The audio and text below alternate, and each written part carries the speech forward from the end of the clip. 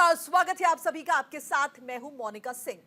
लोकसभा चुनाव अब आखिरी दौर में है और आखिरी चरण के मतदान से पहले सभी दल वोटर्स को अपनी ओर से लुभाने में जुटे हुए हैं। सभी दल अपने मुद्दों को लोगों के बीच लेकर जा रहे हैं। ऐसे कई मुद्दे हैं जिन पर बीजेपी और विपक्षी पार्टियों के बीच लगातार खींचतान जारी है। दरअसल पीएम मोदी आज ध्यान लगाने तमिलनाडु जा रहे हैं, जिस पर विपक्ष ने चुनाव आयोग से शिकायत की है। विपक्ष का कहना है कि पीएम के ध्यान को लाइव टेलीकास्ट करने की अनुमति नहीं दी जाए, क्योंकि इससे आचार संहिता का उल्लंघन होगा। इसके अलावा पीएम के महात्मा गांधी पर दिए बयान पर भी बवाल जारी है, जिसमें उन्होंने कहा कि गांधी पर फिल्म बनने से पहले उन्हें पूरी दुनिया में नहीं जाना जाता था। ओडिशा में भी नवीन पटनायक की सेहत को लेकर विवाद जारी है। ऐसे में सवाल उठता है कि इन मुद्दों का 7वें चरण के मतदान पर क्या असर पड़ेगा। आज इन्हीं तमाम मुद्दों पर हम चर्चा करेंगे। हमारे साथ तमाम मेहमानों का पैनल भी जुड़ेगा, जिनका हम रुख करेंगे। उससे पहले देखिए, बता रहे हैं आज 7वें चरण का जो मतदान है, जो चुनावी शोर है, वो आज थम जाएगा। आज शाम तक का वक्त है। उससे पहले तमाम राजनीतिक पार्टियां जो है चुनाव प्रचार में जुटी हुई हैं। प्रधानमंत्री नरेंद्र मोदी का भी जो है आज कार्यक्रम है। और देखिए, हमारे साथ तमाम मेहमानों का पैनल जुड़ गया है। भारतीय जनता पार्टी के प्रवक्ता हमारे साथ है खेमचंद शर्मा जी, हमारे साथ आदेश भारद्वाज जी हैं जो कि कांग्रेस प्रवक्ता है, पूजा मिश्रा जी जुड़ चुके प्रवक्ता है समाजवादी पार्टी के, निरंजन पोद्दार जी हैं जो कि राजनीतिक विश्लेषक हैं। आप सभी मेहमानों का बहुत बहुत स्वागत है न्यूज इंडिया में। तो चलिए सबसे पहले रुख कर लेते हैं निरंजन जी का। निरंजन जी, 7वें चरण का मतदान जो है बस अब कुछ ही वक्त बाकी रह गया है और उससे पहले प्रचार प्रसार के लिए कुछ वक्त बाकी है। आपको क्या लगता है, ये जो दौर है, जो आखिरी दौर है, इसमें प्रतिक्रियाएं और ज्यादा तेज होंगी और मुद्दे नए नए निकलकर सामने आएंगे? निश्चित रूप से देखिए मोनिका जी, जिस तरीके से ये एक लोकसभा चुनाव का महासमर था और ये अब अपने अंतिम पायदान पे है, यानी कि अंतिम चरण का मतदान 1 तारीख को संपन्न होगा और उसके उसको लेकर जिस तरीके से दावे प्रतिदावे किए जा रहे हैं तमाम राजनीतिक दलों के द्वारा और जिस तरीके से अभी राजनीति देखने में आ रही है और आप और हमने ये पहली बार ऐसा देखा है कि राष्ट्रीय चुनाव के अंदर, यानी कि आप ये समझ लीजिए लगभग 1.5 महीने के दौरान चुनाव जिस तरीके से उतार चढ़ाव वाला रहा और जिस तरीके से रोज नए नए चुनाव अपने अपने अपने तरीके से चुनाव रोज बल खाते हुए सांप सीढ़ी की तरह ऊपर नीचे चलता हुआ दिख रहा था और कहीं ना कहीं जो एक विपक्ष चुनावों से पहले कहीं चुनाव में दिखाई नहीं दे रहा था, वो विपक्ष एक अचानक सहसा उसके अंदर ऊर्जा आ गई, उसके अंदर एक शक्ति का संचार हुआ और इस तरीके से ऐसे लगा कि जैसे चुनाव बिल्कुल एकदम नेक टू नेक फाइट में आ गया। लेकिन वास्तविकता ये है कि अभी जिस तरीके से अब ये जो मुद्दे उठ रहे हैं, चाहे इसके अंदर प्रधानमंत्री जी के कन्याकुमारी जाकर के वहां ध्यान में मग्न होने की बात को लेकर के हों या तमाम जो भी बातें उठ रही है, ये मेरे हिसाब से थोड़ा सा कहीं ना कहीं अप्रासंगिक है। वो इसलिए क्योंकि कोई भी व्यक्ति उसकी अपनी निजी कैपेसिटी के अंदर कहीं भी जाता है और वहां ध्यान लगाता है तो उसके अंदर मुझे ऐसा नहीं लगता कि किसी को किसी चीज को आपत्ति होनी चाहिए। और आज से पहले भी आपने और हमने देखा है कि जब भी कोई ऐसा कोई बड़ा प्रोजेक्ट होता है और उसके बाद संपन्नता के बाद में प्रधानमंत्री जी कभी केदारनाथ जाते हैं, कभी बद्रीनाथ जाते हैं और जाकर के अपनी आत्मा की शुद्धि के लिए जाकर के वहां पे और अपना ध्यान करते हैं या यूं कहें कि एक आत्म तप करते हैं, आत्म बल प्राप्त करते हैं या जो भी उनके अपने लिए साधना करते हैं, तो उसके ऊपर जिस तरीके के सवाल उठाए जा रहे हैं, मेरे हिसाब से ये कहीं ना कहीं उचित नहीं है। क्योंकि ये जिस तरीके से आप देख रहे होंगे, कल मैं देख रहा था राहुल गांधी जी और यादव फैमिली यानी कि तेजस्वी यादव और तमाम बैठ करके और एक जो मटन पार्टी कर रहे थे, कहीं ना कहीं वो चीज भी उसके लिए भी तो सवाल उठेंगे लोग, उसके लिए भी कहेंगे कि भाई आप ये चुनाव के दौरान लोगों को कहाँ भ्रम। तो कहने का तात्पर्य ये है कि ये अपनी एक व्यक्तिगत या यूं कहें कि निजी कैपेसिटी के अंदर करने वाले काम है और इसके अंदर केवल किसी का कोटा खींचने से अगर कोई सोचता है कि भाई जनता के बीच में उनकी प्रतिष्ठा बढ़ जाएगी या जनता का उनके प्रति एक लगाव या उनका समर्थन बढ़ जाएगा, मैं इस चीज को नहीं मानता। रही बात जो अंतिम चरण का है, मेरा यह मानना है कि वो भारत का मतदाता इतना परिपक्व है, वो अपना मत बना चुका है कि उसको किस मुद्दों पर वोट देना। और भारत के अंदर आपको पता है कि कोई भी व्यक्ति है वो अपने अपने उसके अपने अपने एक मुद्दे होते हैं। कोई व्यक्ति है वो जो 5 किलो राशन पे भी वोट देता है, तो कोई व्यक्ति 2047 के विकसित भारत के ऊपर भी वोट देता है। तो कहने का तात्पर्य ये है कि हर एक व्यक्ति, कोई राष्ट्र के मुद्दे पे वोट देता है, तो कोई अपने गांव की खरंजे के ऊपर जी, वोट देता है। तो बिल्कुल। ये अपने अपने मुद्दे हैं और उन मुद्दों को देख करके लोगों ने अपना मत बना लिया है। और मुझे नहीं लगता कि अब किसी इस तरीके के बयानबाजी से कोई मत परिवर्तन होने चलिए, वाला हमारे है। साथ विपक्ष के नेता भी मौजूद है, उन्हीं से जान लेते हैं। आदेश जी, आपसे जानना चाहेंगे, प्रधानमंत्री मोदी ध्यान लगाने तमिलनाडु जा रहे हैं, इस पर विपक्ष ने ऐतराज जताया है, चुनाव आयोग से शिकायत की है, किस बात पर आपत्ति है?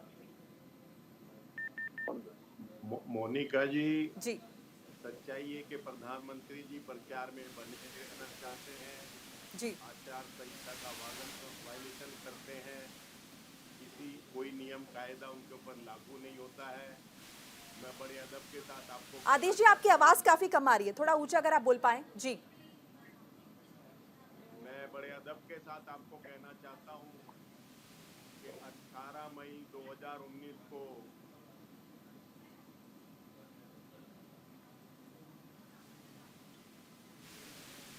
आदेश जी, अनम्यूट कीजिए, आपने म्यूट कर लिया है अपना माइक, आपकी आवाज नहीं पहुंच पा रही है अब तक।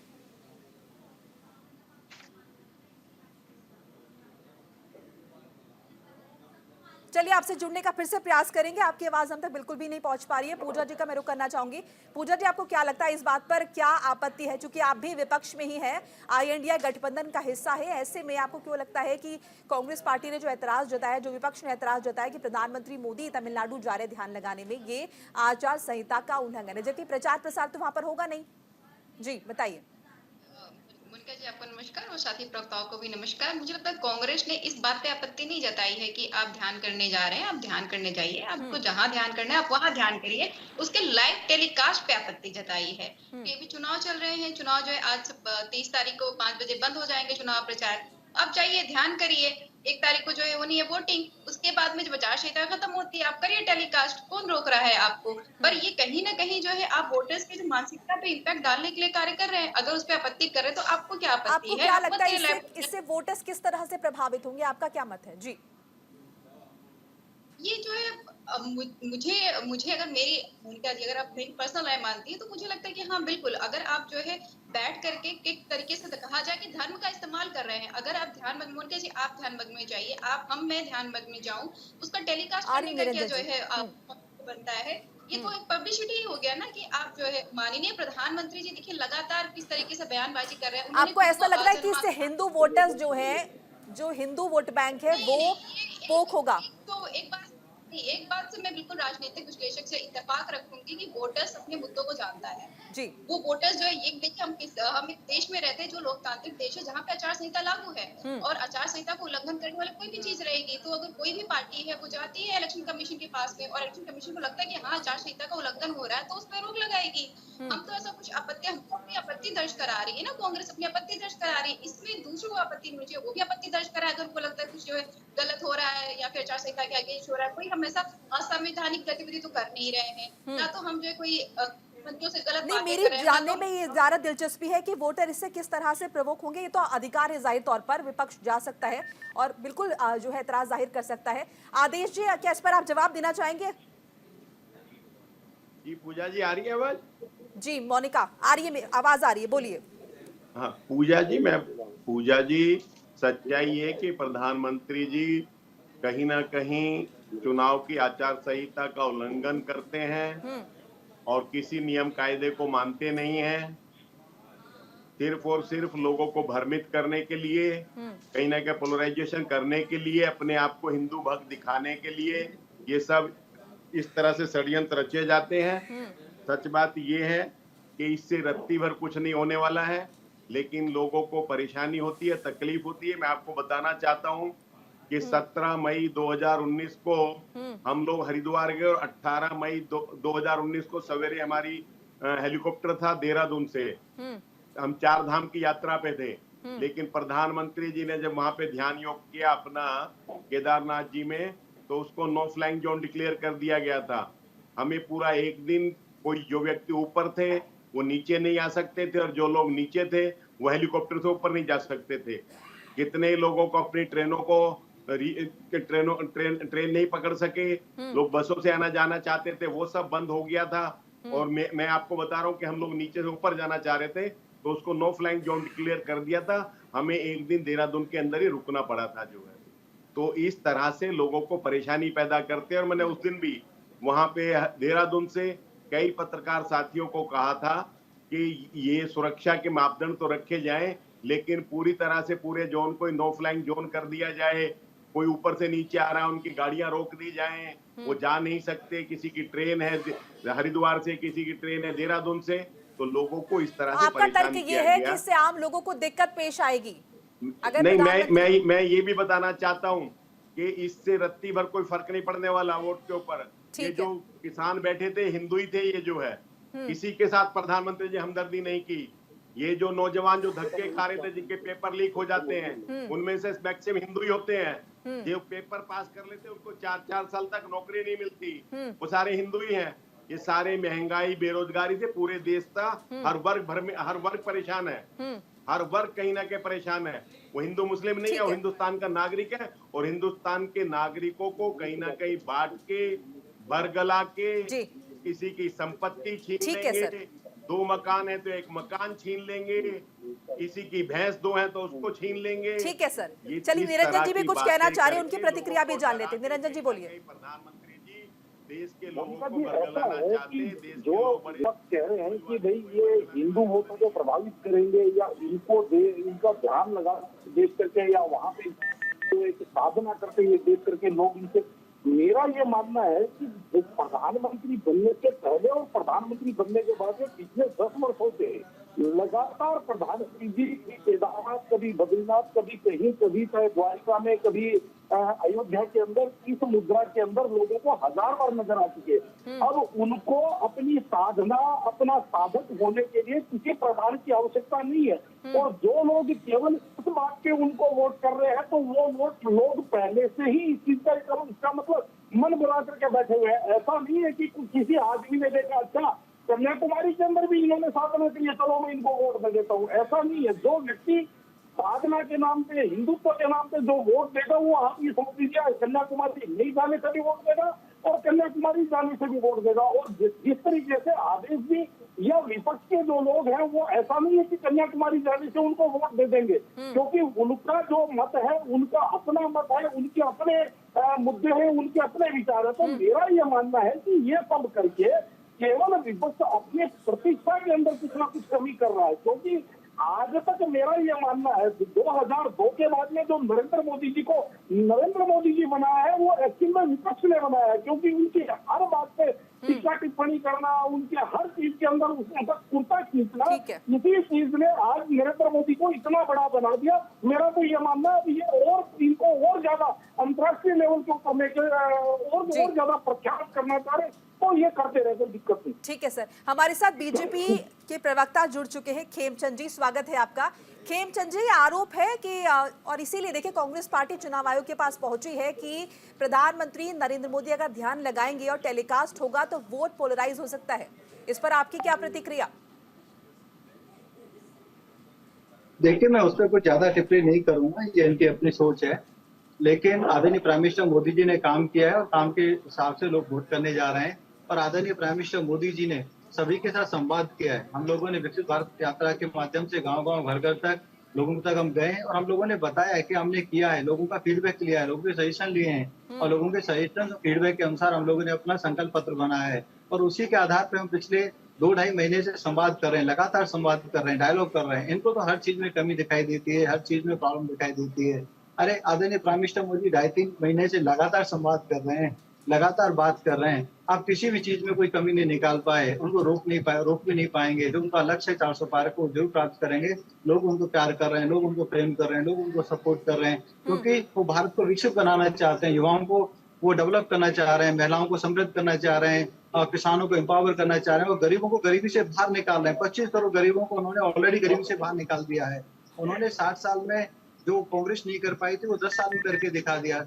नए 7 IIT बनाए, 16 नए ट्रिपल IIT बनाए, 7 नए IIMS बनाए, 15 नए एम्स बना दिए मात्र 10 साल में, 390 यूनिवर्सिटी बना दी हैं।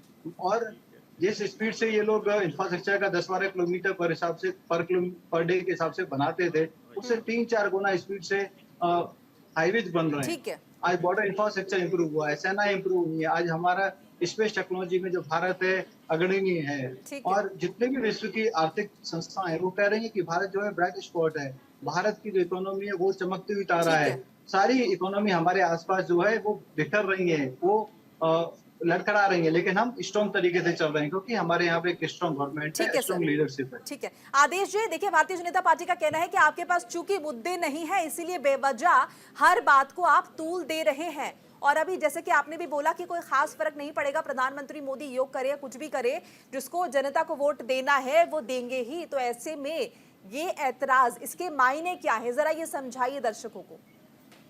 मोनिका जी, प्रधानमंत्री एक बहुत गरिमापूर्ण पद है। प्रधानमंत्री जी बहुत सारे माइलस्टोन तय करते हैं। प्रधानमंत्री जी के आचरण का अनुसरण देश के लोग करते हैं। प्रधानमंत्री जी को वैसे आचरण दिखाना चाहिए और अपने पद की गरिमा को बनाना चाहिए। वो कोई एक व्यक्ति नहीं है, वो भारत का नेतृत्व करते हैं। वो भारत के लिए एक माइलस्टोन है। वो इस तरह के एग्जाम्पल तय करते हैं। अपने से पहले पूर्व प्रधानमंत्रियों का आचरण देख लें, किस तरह से उनके आचरण थे, तो उनको उस आचरण से कुछ ना कुछ सीख लेने की आवश्यकता है। इसलिए मैं कह रहा हूं कि उनके भाषणों को अगर हम देखते हैं तो कहीं ना कहीं पूरा देश जो है या देश के लोग जो प्रधानमंत्री से अपेक्षा करते हैं, एक भी भाषण के अंदर आपको लग रहा है सर ध्यान करना गलत है, ये मतलब है आपकी बात का? महंगाई की, महिला सुरक्षा की, किसी एक किसानों की, किसी एक बात का जिक्र नहीं किया।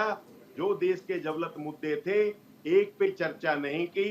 वो कहीं ना कहीं इन मुद्दों से देश को भटकाना चाहते थे, जिसके लिए कभी मंगलसूत्र की बात करते थे, बीजेपी कह रही है कि आपके पास मुद्दे अब ठोस नहीं बचे, इसीलिए आप इस बात को लेकर चुनाव आयोग के पास चले गए और ये मामला सुर्खियों में है। बहरहाल पूजा जी कुछ कहना चाह रही थी। हम 4 पॉइंट्स लेके गए हैं, 4 चीजें लेके गए हैं। नंबर 1, राहुल गांधी जी का एक फेक वीडियो चलाया जा रहा है।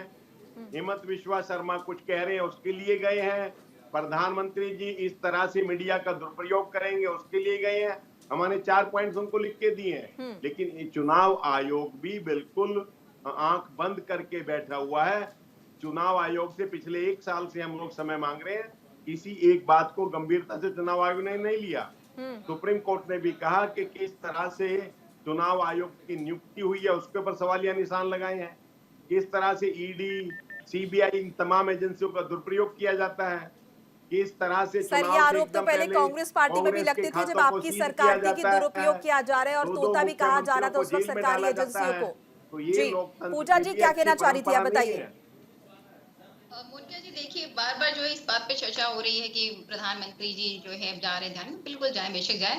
और हमने पहले बोला अगर विपक्ष जो है इस पे आपत्ति जताता है कि उसका लाइव टेलीकास्ट ना किया जाए तो आपको क्यों परेशानी हो रही है? ठीक है, लाइव टेलीकास्ट मत करिए, आप ध्यान में रहिए और इलेक्शन कमीशन उसको देखेगा। हमारे भाजपा के प्रवक्ता बार बार कहते हैं कि जो इकोनॉमी को बढ़ा दिया हुआ है, पर ये नहीं बता रहे हैं कि जो है 77% इकोनॉमी तो 10% लोगों के पास में है, बाकी के 60% लोगों के पास में 4% है ऑलमोस्ट।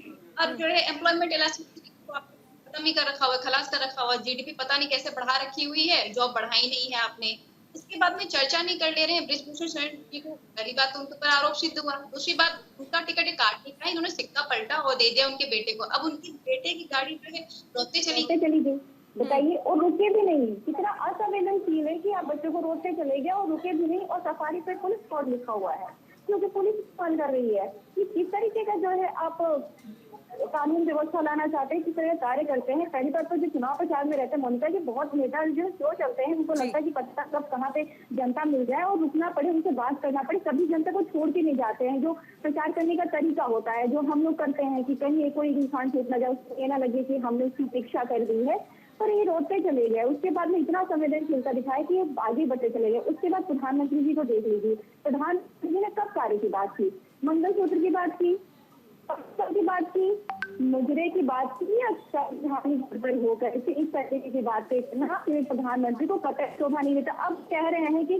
गांधी जी, महात्मा गांधी जी का अगर मूवी ना बनती तो जो है पॉपुलर नहीं होते। मतलब जो ये लड़ाई में उनके जो डिसोबीडियंट मोमेंट रहे, जो उन्होंने जो दांडी मार्च निकाले, चंपारण मोमेंट किए, आप उनको नकार रहे हैं। मानते हैं कि आप अपने आप को अजन्मा कहना चाहते हैं, आप अपने आप को भगवान साबित करना चाहते हैं, करिए, हमें कोई आपत्ति नहीं है। पर इसका मतलब ये नहीं है कि आप हमारे स्वतंत्रता सेनानियों का जो है अपमान करेंगे, जिन्होंने देश की आजादी में अपना योगदान दिया उनका अपमान करेंगे। इसका अधिकार आपको नहीं है। आप जो है अपनी जितनी तारीफ करना चाहते हैं वो कर लीजिए, आप अपने को भगवान सिद्ध करना चाहते हैं भगवान सिद्ध कर लीजिए, लेकिन अपमान तो मत करिए। देश के प्रधानमंत्री को देश के संवैधानिक पद पर बैठ करके इस तरीके की बातें करना ये बिल्कुल शोभना नहीं देता है। और देश की जनता ये देख रही है, देश की जनता ने माननीय प्रधानमंत्री जी को इसलिए नहीं चुना था कि वो खुद को भगवान कहें, इसलिए नहीं चुना था कि स्वतंत्रता सेनानियों का जो अपमान करें, जिनको हम महात्मा बुलाते हैं, जिनके लिए हमारी श्रद्धा है, उनका आप अपमान करिए। आप देश की जनता ने चुना था कि आप तरक्की पे लेके जाइए, आप किस तरीके से इकोनॉमिक में जो देश लेके जाएंगे। जो युवा चलिए इसका जवाब लेते हैं खेमचंद जी से। यानी आप जो बात कर रहे होते कि जो है मोनिका जी, इसको तरक्की पे लेके जाइए, आप सिर्फ खुद को तरक्की पे ले जाना चाहते हैं। जी आदर्श जी बोलिए। मोनिका जी, मैं सिर्फ इतना कहना चाहता हूँ कि अभी उदार जी कह रहे थे कि जो है प्रधानमंत्री जी इन तीर्थ स्थानों पे जाते रहते हैं, कोई बुरी बात नहीं है, जाना चाहिए, उनकी इच्छा है। लेकिन प्रधानमंत्री जी से हमने अनुरोध किया था कि जब कोरोना में लोग मर रहे थे तब भी उनके बीच में जाना चाहिए था, जब लोग सड़कों पे पैदल घूम रहे थे और प्रधानमंत्री कोई मदद नहीं करा रहे थे उनके बीच में भी प्रधानमंत्री को जाना चाहिए था, जब ये किसान 1 साल तक धरना देते रहे तो इनके बीच में भी प्रधानमंत्री को जाना चाहिए था, या इनमें से कुछ लोगों को बुला के उनसे बात कर लेनी चाहिए थी, या जब ये नौजवान धरने प्रदर्शन करते हैं तब इनको एक बार बुला लेना चाहिए था। और बड़े अदब के साथ मैं कहना चाहता हूँ मोनिका जी कि प्रधानमंत्री जी ने कहा कि देश में नोटबंदी के बाद काला धन खत्म हो गया, लेकिन उनके संज्ञान में आया कि अंबानी अडानी जो है टेम्पो भर भर के काले धन को भेजते हैं राजनीतिक पार्टियों को। तो मेरा अनुरोध है प्रधानमंत्री जी से कि प्रधानमंत्री जी उनके यहाँ रेड डलाएं, ईडी को भेजें, सीबीआई को भेजें, और अगर उन्होंने झूठ बोला था तो माफी मांगे कि मैंने झूठ बोल दिया था। तो प्रधानमंत्री जी को कोई एक बात स्पष्ट करनी चाहिए कि अगर काला धन है तो ईडी सीबीआई के छापे डलने चाहिए, और अगर उन्होंने झूठ बोला था तो उनको इन लोगों से माफी मांगनी चाहिए। तो कोई सा एक काम तो करें प्रधानमंत्री जी, ठीक है सर, लेकिन सिर्फ झूठ भरे बोल देने से। चलिए इसका जवाब लेंगे खेमचंद जी से और प्रतिक्रिया निरंजन जी की भी लेंगे, लेकिन फिलहाल कुछ देर के लिए हमें रुकना होगा, एक छोटे से ब्रेक के लिए रुकना होगा। ब्रेक के बाद फौरन हाजिर हो रहे, कहीं मत जाइएगा। मिल रही है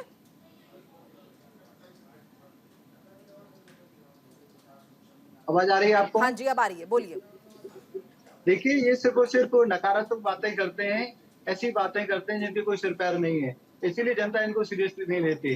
अरे आप आदरणीय प्राइम मिनिस्टर मोदी जी की बात करते हैं कोरोना काल में, उन्होंने सबसे ज्यादा संवाद किया, डायलॉग किया, संवाद और डायलॉग के अनुसार उन्होंने जरूरतें समझी और जरूरत के हिसाब से उन्होंने चीजों को इम्प्रूव किया।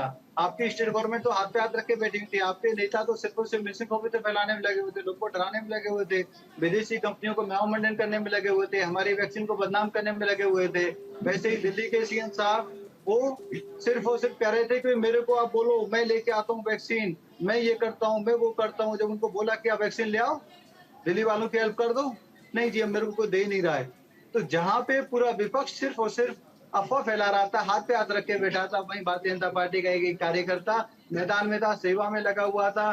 सेवा ही संकल्प हमारा अभियान नड्डा जी के नेतृत्व में चल रहा था, और आदरणीय प्राइम मिनिस्टर मोदी जी के नेतृत्व में पूरा जो इंफ्रास्ट्रक्चर है, पूरा जो तंत्र है, वो लोगों की सेवा में लग रहा था। हम जान भी बचा रहे थे, जान भी बचा रहे थे, हमने अपनी इकोनॉमी को भी बचाया, लोगों को भी बचाया, और पूरे विश्व में बहुत बड़ा एग्जाम्पल सेट हुआ। एक केस स्टडी है, लोग उसको देख रहे हैं कैसे भारत ने अपनी जो सतर्कता है और अपने पूरे तंत्र को यूज करके लाखों लोगों को मरने से बचा लिया। क्योंकि जितनी हमारी यहाँ पे आबादी है, जितनी हमारे यहाँ पे घनी जनसंख्या है, यहाँ पे जो मृत्यु जिस तरीके से यूरोप और अमेरिका में हुई, अगर वो दर से हम निकालें तो यहाँ पे बहुत ज्यादा हो सकती थी। लेकिन ईश्वर की कृपा से और सरकार की मेहनत से, प्रधानमंत्री के अच्छे आप कहते तो प्लानिंग से वो नहीं हुआ, और हमारा देश सुरक्षित है और हम सब सुरक्षित हैं। चलिए निरंजन जी इससे पहले प्रतिक्रिया देना भी चाह रहे थे, हालांकि मैं ये भी जानना चाहूंगी, देखिए प्रधानमंत्री ने जिस तरह से बयान दिया है कि गांधी पर फिल्म बनने से पहले पूरी दुनिया उन्हें नहीं जानती थी, तो विपक्ष इस बात को लेकर हमलावर नजर आ रहा है। इस बयान के क्या मायने निकाले जाएं? देखिए मोनिका जी, इसका मतलब मेरा तो इतना ही जितना मैं समझता हूँ, इस बात का इतना ही मतलब है कि हमारे यहाँ जो मानव जाति के अंदर जो फिल्में हैं या जो जिसको चलचित्र जो है, ये एक व्यक्ति की जो उसकी अपनी जिसको कहते हैं उसका व्यक्तित्व है, उसको निखारने में बहुत बड़ा योगदान निभाते हैं। क्योंकि बहुत सारे लोग ऐसे हैं जिनके बायोपिक बनने के बाद में बहुत सारे लोग, मैं आपको एक छोटा सा उदाहरण आपको मैं बताता हूँ आर्य कि पूजा जी। आप ये समझिए। जी बोलिए बोलिए, जी बोलिए निरंजन जी बोलिए। हाँ जी, तो बहुत सारे लोग ऐसे हैं जिनकी बायोपिक बनने के बाद में कहीं ना कहीं आवश्यकता थी वहाँ पे, आवश्यकता थी कि आप भाषण देते वक्त जो है, चलिए मुजरा की भी आवश्यकता नहीं थी, मंगलसूत्र की भी आवश्यकता नहीं थी, किसकी कौन सी पूजा जी वो आवश्यकता बात पड़ गई थी अपनी कि आप पूरी तो महात्मा कर ले गांधी पहले। बयान करनी देते हैं। चाहिए। ये सियासत का विषय नहीं है। निरंजन जी आपकी आवाज नहीं आ रही है, शायद आपका माइक म्यूट हो गया है। निरंजन जी आपकी आवाज नहीं आ रही है। और घर घर तक पहुंची तो लोगों ने जिस तरीके से राम के चरित्र को बारीकी से जाना, तो उससे उसका एक अलग लोगों के मन में उस चीज का कोई विचार बना, तो वो चीजें तो निश्चित रूप से उससे कौन इनकार कर सकता है। पहली बात। उसकी बात देखिए, आपको मैं एक चीज बताऊं, चाहे आप किसी भी चीज के ऊपर विवाद खड़ा कर सकते हैं, वो आपका स्वतंत्र अधिकार है, लेकिन मेरा ये मानना है कि जो नेता होता है, नेतृत्व करता होता है, उसका मतलब एक मैसेजिंग देना भी होता है। अब अगर नरेंद्र मोदी जी कन्याकुमारी जाकर के वहां पे ध्यान लगाते हैं, वहां जाकर के साधना करते हैं, तो हो सकता है साधना का संदेश दे रहे हो, और दूसरी तरफ विपक्ष के जो नेता है वो मटन पार्टी करके हो सकता है मटन पार्टी का संदेश दे रहे हो। तो ये तो अपने एक चीज और मैं बताना चाहता हूँ आपकी जानकारी के लिए। आपको पता ही होगा कि जिस समय आपने देखा होगा कि यहाँ पे गो हत्या बैन, कांग्रेस सेवा दल के लोगों ने, कांग्रेस यूथ कांग्रेस ने केरल के अंदर एक बछड़े को सड़क के बीच में धर के उनका वध कर दिया था, यानी बछड़े को काट दिया था, केवल ये संदेश देने के लिए कि आप गो हत्या को नहीं कर सकते पूरे देश के अंदर। तो ये तो राजनीतिक लोगों का संदेश देने का भी एक मुद्दा होता है। ये अलग बात है, जैसा खाए अन्न वैसा होता है, जैसी ये वाणी वैसे होते वाणी, जैसी संगत वैसी रंगत। अब आप क्या संदेश देना चाहते हैं? साधना का संदेश देना चाहते हैं या झींगा मच्छी और मटन का संदेश देना चाहते हैं? ये तो अपनी सोच और अपनी समझ के ऊपर बात है ना, कि आप समझते हैं कि जनता किस चीज ज्यादा, किस चीज से आप पसंद करेगी, जनता किस चीज ज्यादा पसंद करेगी, ये तो अपनी अपनी सोच का विषय है। ठीक है, पूजा जी क्या कहना चाह रही थी, बोलिए फटाफट। मैं इनसे बस यही सवाल करना चाह रही थी कि आवश्यकता थी कि माननीय प्रधानमंत्री जी जो है महात्मा गांधी जी की वहाँ पे भाषण देते, यहाँ कहाँ स्पेस कहाँ था? आप बताइए, महात्मा जी के बारे में आप इस तरीके से बोले कि उनको देश में कोई नहीं जानता था या फिर विदेश में कोई नहीं जानता था, आपको जरूरत कहाँ थी? बताइए, यहाँ पे कहाँ पे स्थान था कि आप किसी खाने की बात करते? आप कहाँ पे स्थान था कि आप ये बात करते कि मुजरे की बात कर लेते? कहाँ पे स्थान था कि आप पाकिस्तान की बात कर लेते? आपकी 10 साल सरकार रही, आप संवैधानिक पद पर है, आप एक भी मुद्दे की बात नहीं कर रहे हैं। और देखिए कितना अच्छी तरीके से डिफेंस कर ले जा रहे हैं कि मूवी से जो है इस तरीके से होता है कि मैसेज चलता है। क्या मैसेज देना चाहते हैं? महात्मा गांधी का मैसेज मूवी ना बनने से पहले स्वतंत्रता सेनानी, स्वतंत्र संग्राम, अहिंसा के नाम पे उनको लोग पहले से जानते थे, उनको मानते थे। वो लोग हमारे जो है आस्था का विषय है, कह सकते हैं कि हमारे देश की आजादी में योगदान दिया। आप कैसे बात कर ले जाते हैं? आप तो ऐसे लोगों को टिकट देते जो कहते 2014 में भारत आजाद हुआ, पूरे जितने भी स्वतंत्रता संग्राम के सेनानी थे सबका अपमान कर देती है। आप ऐसे प्रत्याशी उतार देते हैं।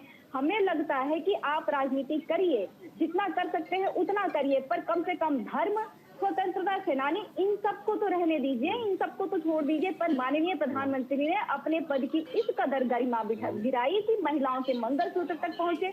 मुजरे जो एक शब्द होता है उसको इतने गलत तरीके से इस्तेमाल किया, उसके बाद में खुद को कह रहे हैं कि शायद अजन्मा है। कल को प्रधानमंत्री जी ये भी कह सकते हैं कि मैं जो है ईश्वर से बड़ा हूँ। इस तरीके के वक्तव्य एक प्रधानमंत्री से, एक जो है संवैधानिक पद पर स्थापित व्यक्ति से हमारा देश एक्सपेक्ट नहीं करता, ना तो जनता एक्सपेक्ट करती है। जनता इन सारी चीजों को देख रही है और इसका जवाब देगी। अब ये जो है संत बन रहे हैं, आप किस मुंह से संत बनते हैं? जब लोगों का अपमान करने से नहीं चूकते हैं, आप संत बनने लग जाते हैं। आप बताइए, जो है करण भूषण सिंह की गाड़ी से बच्चे मर गए, उस पर कोई प्रतिक्रिया नहीं है। आप जो है मणिपुर गए नहीं प्रचार करने के लिए, अमित शाह को भेज करके छुटकारा लेने, क्यों ले लिया? क्योंकि आप नहीं चाहते कि सूफी समुदाय जो है आपसे नाराज हो, वहाँ तो उनकी जनसंख्या ज्यादा है।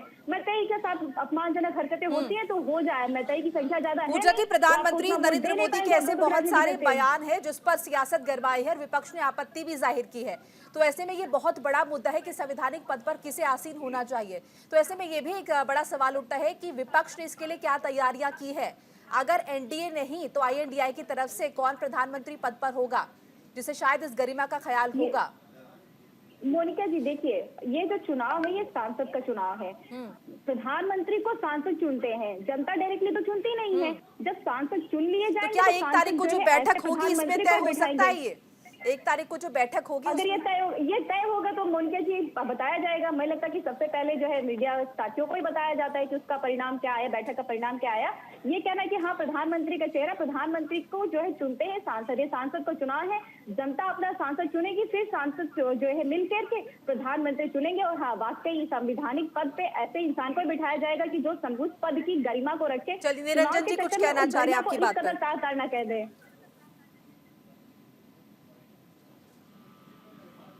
निरंजन जी माइक आपका। जी जी जी मैं बात करूं? जी जी बोलिए। हाँ, कह रहे हैं कि ये सांसद का चुनाव है और उसके बाद में सांसद मिलकर के प्रधानमंत्री चुनते हैं। बहुत अच्छी बात है, हम भी समझ में आ गई। लेकिन जब विधानसभाओं के चुनाव होते हैं तो उस समय विधायक चुनने का चुनाव होता है और उसके बाद में विधायक मिलकर के एक मुख्यमंत्री चुनते हैं। लेकिन हमने पिछले 10 वर्षों में देखा नहीं है किस तरीके से इनकी आपत्ति किस चीजों पे आई है। मैंने इतनी सारी चीजें बोली, आपने एक बार भी नहीं बोला कि प्रधानमंत्री जी को जो है गरिमा नहीं गिरानी चाहिए थी संवैधानिक पद की। आपकी ये आ रही है कि जो चेहरा क्यों नहीं प्रेजेंट किया जा रहा है, बताइए आपत्ति की कैसे आ रही है? देश तरक्की करेगा। आपत्ति करने का होना चाहिए कि मुद्दे पे बात क्यों नहीं हो रही है, मुद्दे से भटकाया क्यों जा रहा है, धर्म की बात क्यों हो रही है, उनका अपमान क्यों हो रहा है, लोगों का हत्या हो जा रहा है, उस पर चर्चा क्यों नहीं हो रही है? ठीक है पूजा जी, वो अपनी बात रख ले, आप काउंटर कर लीजिएगा। ठीक है पूजा जी बात रख ले अपनी। आदेश जी आ रही है आपके पास भी। ये है कि अगर ये चीजें हो तो फिर तो ये व्हीप वाला सिस्टम भी खत्म हो जाना चाहिए। फिर ये व्हीप जो लागू होता है सदन के अंदर, फिर तो संवैधानिक रूप से ये भी नहीं होना चाहिए, क्योंकि फिर तो सबको स्वतंत्र अधिकार होना चाहिए कि भाई आप प्रधानमंत्री बनना चाहते हैं। लेकिन वास्तविकता यही है कि हर चीज के अंदर दोहरी बातें और दोहरा मापदंड। रही बात तो मैं उस समय निवेदन कर रहा था मोनिका जी, मेरा ऑडियो डिस्टर्ब हो गया। मैं ये कह रहा था भगवान राम को कौन नहीं जानता, रामायण को कौन नहीं जानता। लेकिन आपने देखा होगा कि जब 90 के दशक के अंदर जब रामायण का प्रसारण हुआ और ट्विटर तक राम का चित्र पहुंचा, तो लोगों के अंदर जो राम के जो जानकारियां थी, भगवान की जो लीलाओं के प्रति जो जानकारी थी, क्या उनके अंदर लोगों के ये कहना मंत्र तो सही होगा कि भगवान श्री राम जी को जो है रामायण बनने से पहले कोई नहीं जानता था।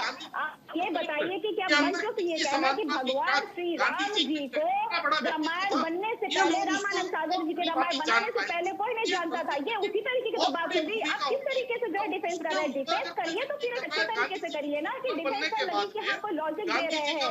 भगवान श्री राम जी को जो पूजा जी जहां तक भगवान श्री राम की बात है तो उनके विषय में सब जानते थे, लेकिन ऐसी बहुत सारी लीलाएं हैं जिनका जिक्र जब हुआ है रामायण में तो शायद उसके बाद ज्यादा जागरूकता आई है।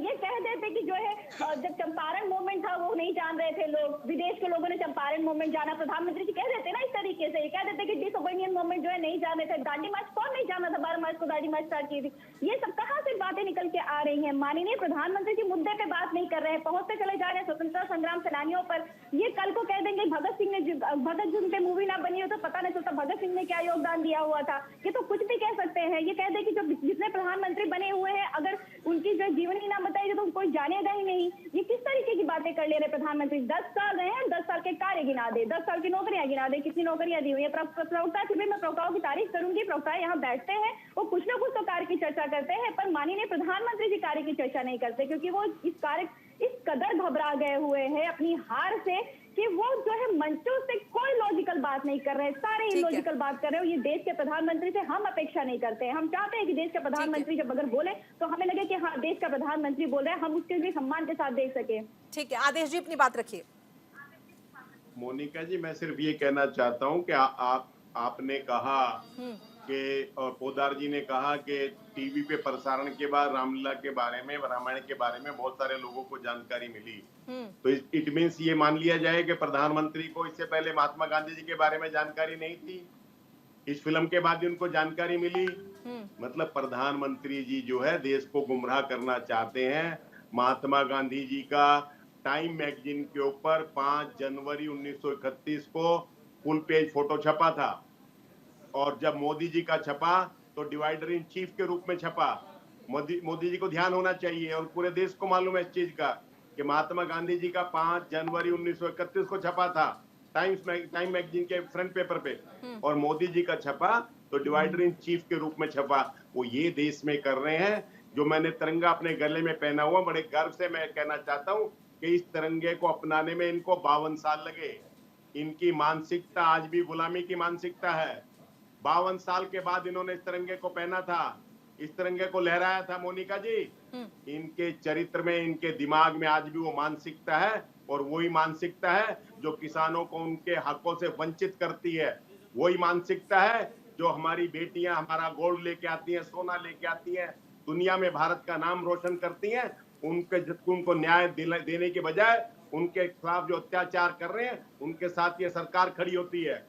जो नौजवान देश के योग्यता के आधार पे नौकरी देंगे, उनके हाथों में नौकरी देने के बजाय जो नौकरियां उनके हाथों में थी, वो नौकरियां भी सरकार ने छीन ली।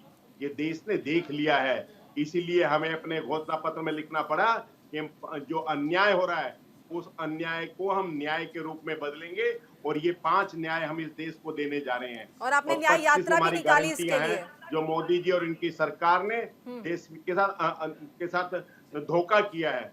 और बड़े अदब के साथ मैं पोदार जी को कहता हूँ कि भगवान श्री राम की बात करने वाले भगवान श्री राम के एक आध बात का अनुसरण भी कर लेते।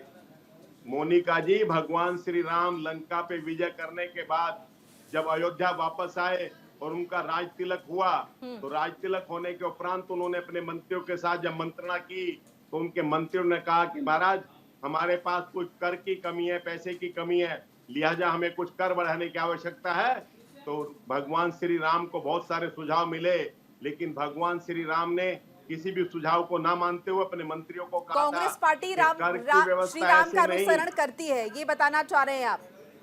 जी हाँ, वो अनुसरण हमने 70 साल में किया है कि कर की व्यवस्था ऐसे नहीं, कर की व्यवस्था ऐसे होनी चाहिए जैसे सूर्य देवता नदी से। तो सर, राम मंदिर का विरोध क्यों कर रहे थे आप लोग, और राम मंदिर के शुद्धिकरण की बातें क्यों आ रही थी सामने? पता भी नहीं चलता और लेके वापस उन्हीं को लौटा देता है। ये कर की व्यवस्था होनी चाहिए।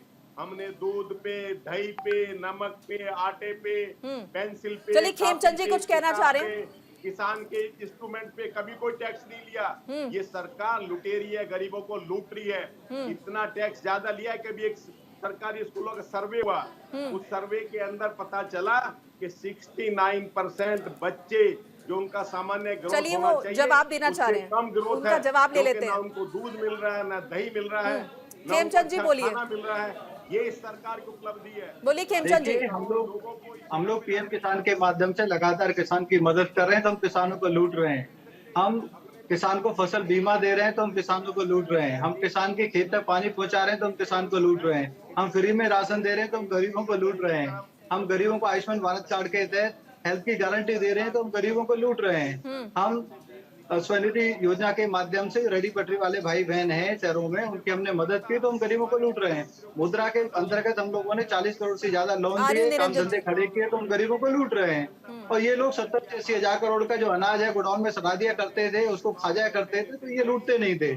आज हम जितना पैसा केंद्र सरकार सोचती है, प्रोविजन करती है, भेजना चाहती है, उतना ही गरीबों की उसमें जा रहा है जेब में, तो हम लूट रहे हैं। हमने घर घर में टॉयलेट बनाया है, तो हम लूट रहे हैं। हम सेनाओं को मजबूत कर रहे हैं, राफेल जैसे हमने वेपन दिए हैं, तो हम लूट रहे हैं। हम लोग ऐसे 4 गुना स्पीड से इंफ्रास्ट्रक्चर का डेवलपमेंट कर रहे हैं, तो हम लोग लूट रहे हैं। पहले 4 शहर में मेट्रो चलती थी, 20 शहर में मेट्रो चल रही है, तो हम लूट रहे हैं।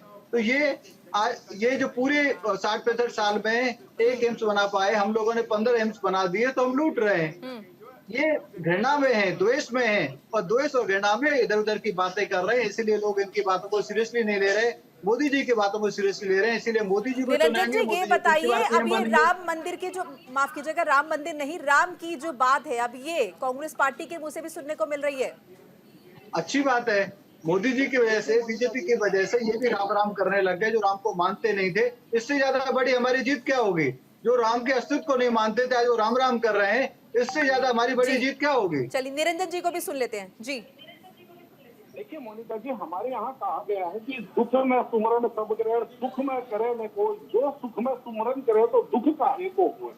आज जब विपक्ष में आ गए, तो इनको राम सत्य और सात्विक नजर आने लगे। लेकिन जब सत्ता में थे तो काल्पनिक थे। तो ये तो वो अभी जैसे मैंने आपको बोला पहली बात, दूसरी बात, अभी तो आदेश जी कह रहे थे, मुझे बड़ी हंसी आ रही थी। हंसी इसलिए आ रही थी कि मेरे को ये चीज कई बार, आदेश जी आ रही हूँ मैं आपके पास, ऐसे आपकी आवाज नहीं आएगी। जी जी मोनिका जी, मैं बात करूं? जी जी बोलिए, प्लीज कंटिन्यू। हाँ, मैं जब ढूंढता हूं तो मुझे उसके साक्ष्य नहीं मिलते। 2014 के बाद में प्रियंका गांधी जी की जो पेंटिंग पहले 3.5 करोड़ 5 करोड़ के अंदर बिकती थी, उसके बाद में प्रियंका गांधी जी पेंटिंग बनाना कैसे भूल गई? उनकी पेंटिंग का बिकना तो कैसे हो गए?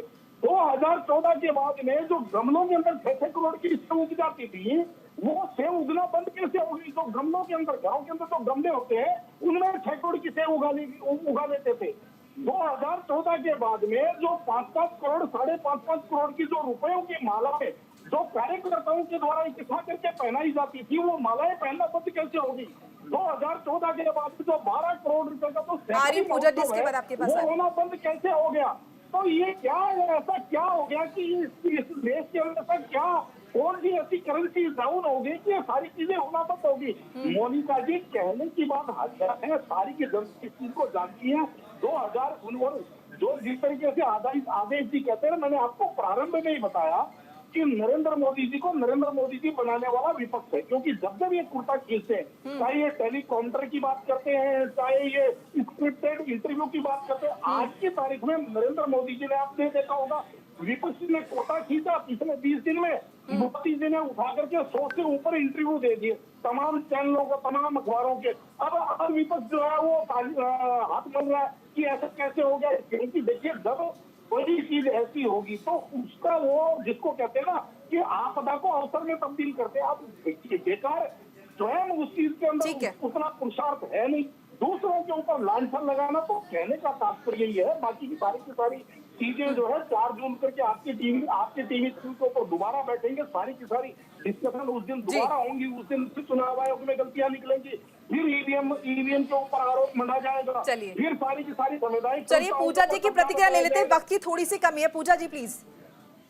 ये जो मोनिका जी, इनकी बात से मैं बिल्कुल इत्तेफाक रखूंगी। इन्होंने बोला ना कि आपदा में अवसर बना लेते हैं प्रधानमंत्री जी, वाकई बनाया। तभी जो इलेक्ट्रल बोर्ड के जरिए जो है कोविड जैसे शील्ड का इतना बड़ा घोटाला कर डाला। आपदा में अवसर ये बनाया कि जो लोगों से थाली ताली बजवाई, जबकि जो है राहुल गांधी जी बार बार कहते रहे कि आप जो है तैयार रहिए, सुनामी आएगा। मोनिका जी, हम जो है यहाँ गंगा किनारे रहते, संगम के किनारे रहते, और हमने वो नजारा देखा। मैं जब ये बात कहती हूँ तब मेरे रोंगटे खड़े हो जाते हैं कि हमने वो नजारा देखा है, हमने देखी है लाखों की नदियां, हमने देखी माँ गंगा ने कैसे जो है उनको समाहित किया है, हमने देखा है सारे में किस तरीके से लोग तड़पते रहे हैं और जो है ये ऑक्सीजन तक नहीं पहुंचा पाए थे। दूसरी बात पे कर लेते हैं कि बार बार जो है ये प्रियंका गांधी की पेंटिंग की बात कर रहे थे, तो एक्चुअली क्या है ना कि जो पेंटिंग जो खरीद रहे थे, मुझे लगता है कि अमित शाह के बेटे खरीदने लगे ना, इसलिए आपको पता नहीं चलता है। उनका जो है 1600 गुना जो है बढ़ गया हुआ है, आपको पता है, उनका बिजनेस बढ़ गया हुआ है 1600 गुना, मतलब 10 साल में इतना बढ़ गया हुआ है। वो शायद पेंटिंग खरीदते रहे ना, वो पैसे से वो वहां पे चला जा रहा है, आपको पता नहीं चल पा रहा है।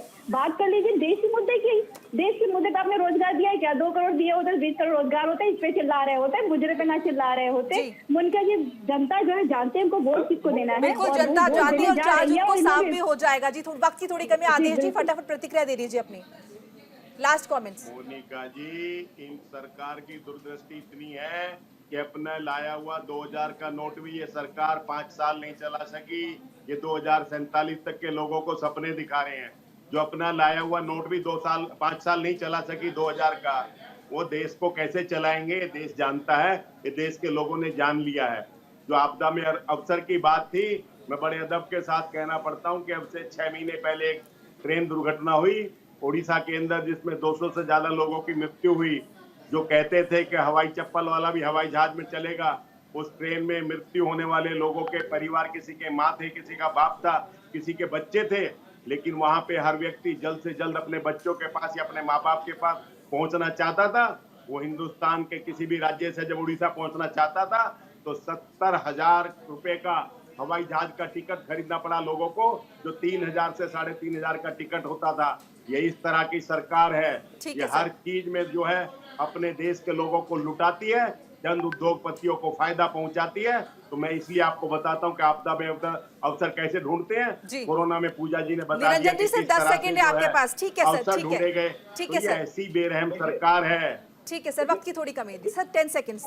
जी देखिए, अभी बहन कह रही थी समाजवादी पार्टी प्रवक्ता की मोदी जी थाली बजवा देते। ये तो नेतृत्व का फर्क है कि एक व्यक्ति घर बैठे हुए लोगों से थाली और चम्मच बजवा देता है और दूसरा व्यक्ति अपने मन के देखिए, आपने देखा नहीं है वो दौर, देखा नहीं है, हमने देखा हुआ है वो दौर, देखा। आप आए होते एक बार प्रयागराज में, आप संगम नगरी में आए होते, देखा होता आपने संगम नगरी में किस तरह के हालात थे। खेमचंद जी 10 सेकंड, बस 10 सेकंड क्लोजिंग कमेंट्स। देखिए, मैं यूपी, पंजाब, उड़ीसा और जहां जहां चुनाव हो रहे हैं सभी की जनता से अनुरोध करना चाहूंगा, आदरणीय प्राइम मिनिस्टर मोदी जी को वोट करें। वो देश को विकसित राष्ट्र बनाएंगे, हम सभी युवाओं का विकास करेंगे, महिलाओं को समृद्ध करेंगे, महिलाओं को सशक्त करेंगे, किसानों को वो मजबूत करेंगे, किसानों को मॉडर्न किसानी के लिए जो भी सहायता चाहिए वो सहायता देंगे और गरीब को गरीबी से बाहर निकालेंगे। तो कल जरूर वोट करें और आदरणीय प्राइम मिनिस्टर मोदी जी को वोट करें। परसों, आई थिंक परसों है लास्ट वोट, तो जरूर वोट करें और मोदी जी को वोट करें। जरूर वोट करें, अपनी पसंद के प्रत्याशी को वोट करें, ये अपील न्यूज इंडिया भी कर रहा है। शुक्रिया आप सभी मेहमानों का हमारे साथ जुड़ने के लिए। तो इस बुलेटिन में फिलहाल इतना ही। लगातार खबरों के लिए आप देखते रहिए न्यूज इंडिया। नमस्कार।